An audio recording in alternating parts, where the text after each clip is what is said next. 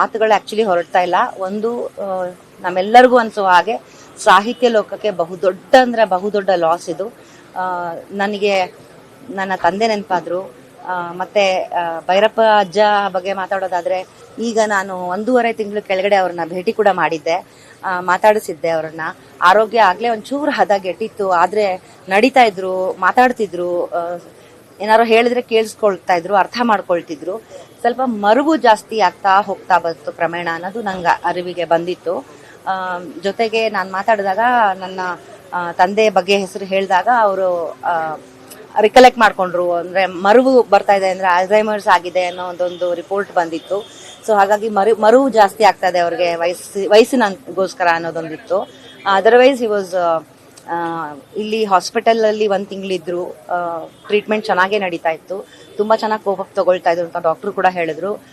ಈ ತರ ಅಂದ್ರೆ ಕಾರ್ಡಿಯಾಕ್ ಅರೆಸ್ಟ್ ಆಗಿ ನಿಗಮ ಆಗಿರೋದವ್ರು, ಸಾವಾಗಿರೋದವ್ರಿಗೆ.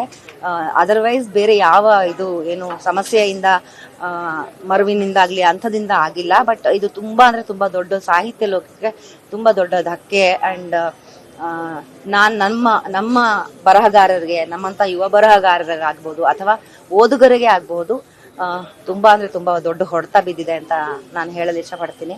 ಬಾಯ್ ತುಂಬಾ ಅಜ್ಜ ಅಂತ ಹೇಳ್ತಾ ಇದ್ದೀನಿ. ಸೊ ಹಾಗಾಗಿ ಅವ್ರನ್ನ ಕಳ್ಕೊಂಡಿರೋದು ನನಗೆ ತುಂಬಾ ಅಂದ್ರೆ ತುಂಬಾ ಬೇಸರ ಇದೆ. ತುಂಬಾ ನೋವಿನಲ್ಲಿದ್ದೀನಿ ನಾನು ಅಂತ ಹೇಳಕ್ ಇಷ್ಟಪಡ್ತೀನಿ. ಧನ್ಯವಾದ.